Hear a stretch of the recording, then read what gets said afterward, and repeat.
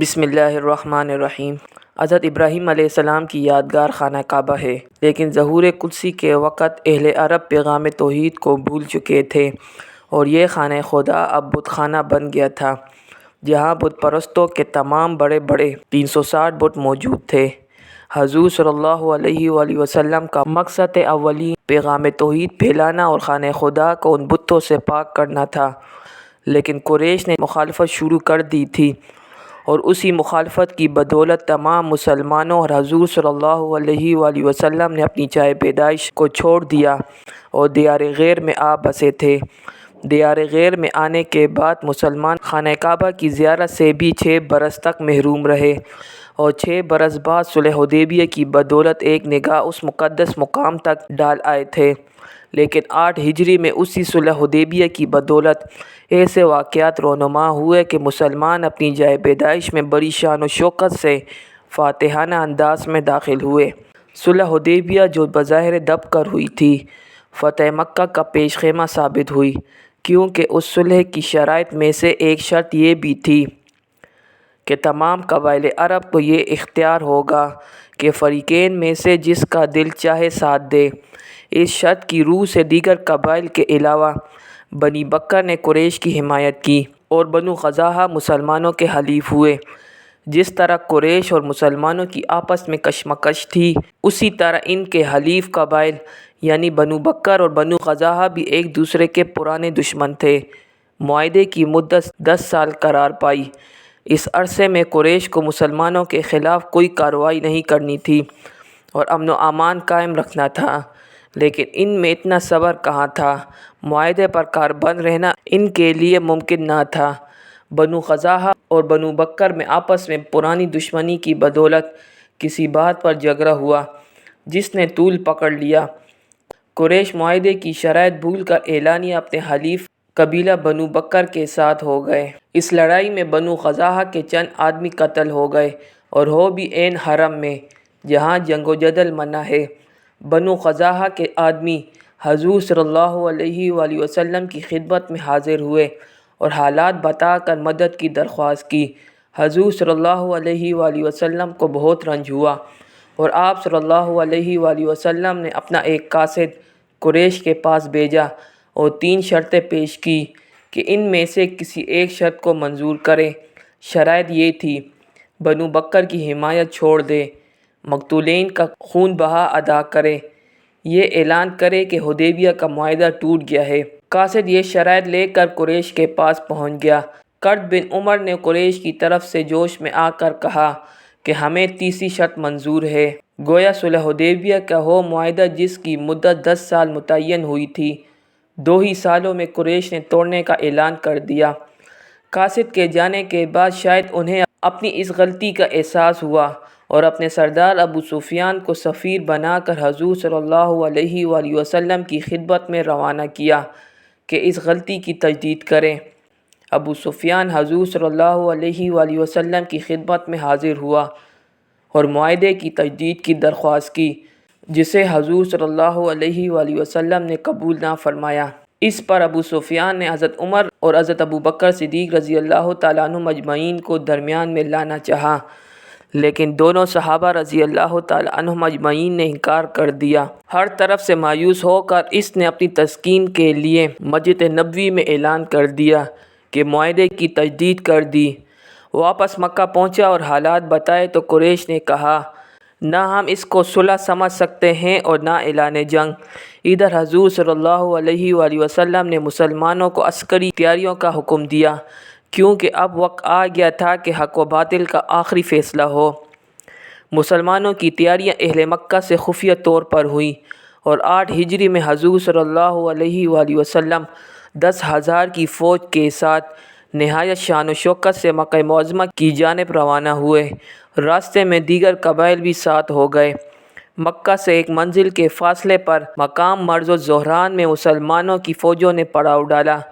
یہاں حضور صلی اللہ علیہ وآلہ وسلم نے اسلامی لشکر کو حکم دیا کہ مختلف دستوں میں تقسیم ہو کر تھوڑے تھوڑے فاصلے پر اپنی الگ الگ آگ روشن کرے۔ اسلامی فوج کے دستوں کی آگ روشن ہوئی، اس کی روشنی دور دور تک پھیلی، جس نے قریش کو ہراساں کر دیا۔ ان کے ذہن میں یہ سوال پیدا ہوا کہ خدا جانے مسلمان کتنی بڑی تعداد میں آئے ہیں، اور واقعی مسلمان بہت بڑی تعداد میں آئے تھے۔ اہل مکہ نے حالات کا جائزہ لینے کے لیے پھر ابو سفیان اور بدیل بن ورقہ کو بھیجا۔ ابو سفیان اور بدیل بن ورقہ اس مقام تک پہنچے۔ ان کا گزر خیمہ نبوی سے ہوا، لیکن اس سے آگے ہو نہ جا سکے، اور خیمہ نبوی کے محافظ دستے نے اسلام کے سب سے بڑے دشمن کو گرفتار کیا۔ دشمن اسلام گرفتار ہوا تو گویا مکہ کی فتح کا وقت قریب آ گیا۔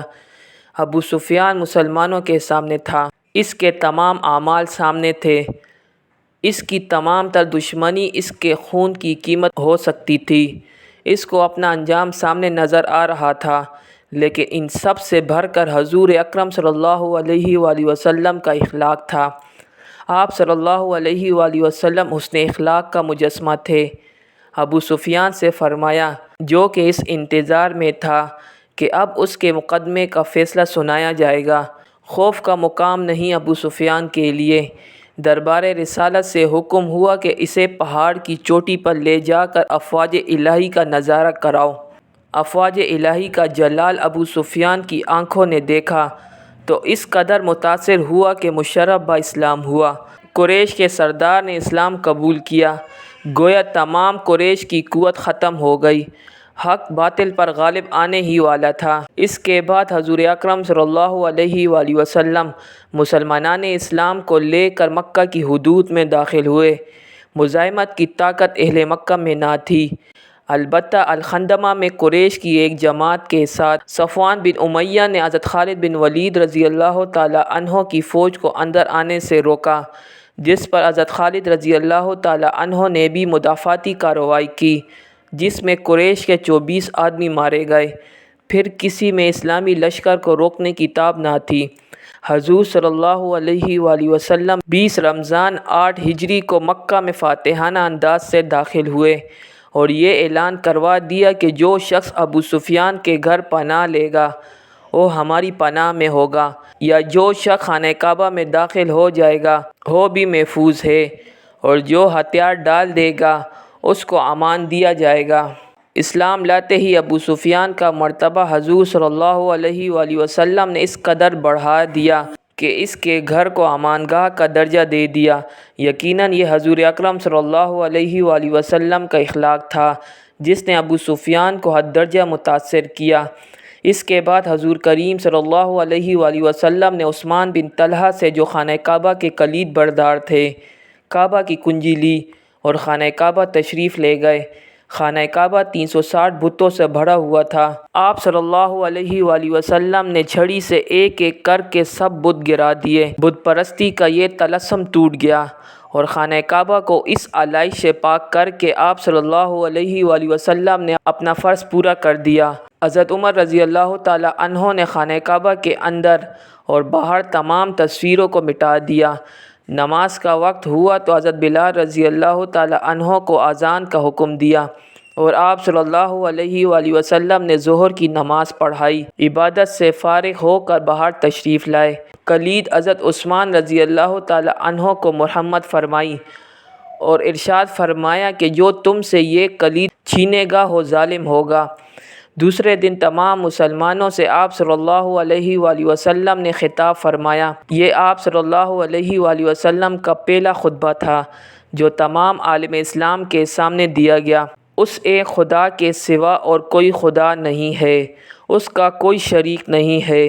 اس نے اپنا وعدہ سچا کیا، اس نے اپنے بندے کی مدد کی اور تمام بتوں کو تنہا توڑ دیا۔ ہاں، تمام مفاخر، انتقامات، خون بہائے قدیم، تمام خون بہا سب میرے قدموں کے نیچے ہیں۔ اے قوم قریش، اب جاہلیت کا غرور اور نسب کا افتخار خدا نے مٹا دیا۔ تمام لوگ آدم کی نسل سے ہیں اور آدم مٹی سے بنے ہیں۔ خطبے کے بعد آپ صلی اللہ علیہ وآلہ وسلم نے نظر اٹھائی تو دیکھا تو تمام قریش سامنے تھے۔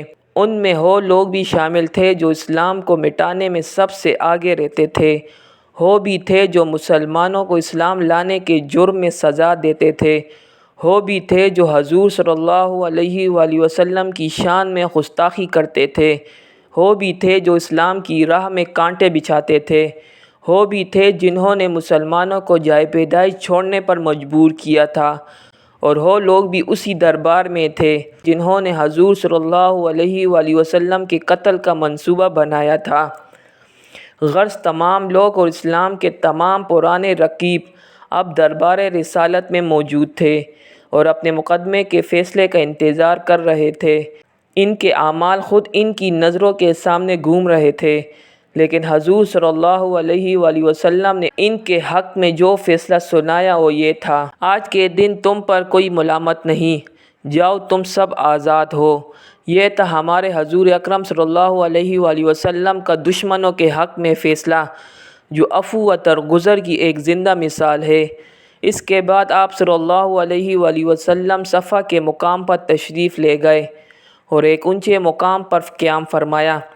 یہاں اہل مکہ حضور صلی اللہ علیہ وآلہ وسلم کے ہاتھ پر بیعت کرنے کے لیے آنے لگے اور اس طرح اسلام کی دولت سے مالا مال ہوئے۔ فتح مکہ کے نتائج: فتح مکہ کے بعد اسلام کے راستے میں تبلیغ کی یہ آخری رکاوٹ بھی دور ہو گئی۔ سب سے بڑے اسلام دشمن مشرف با اسلام ہوئے۔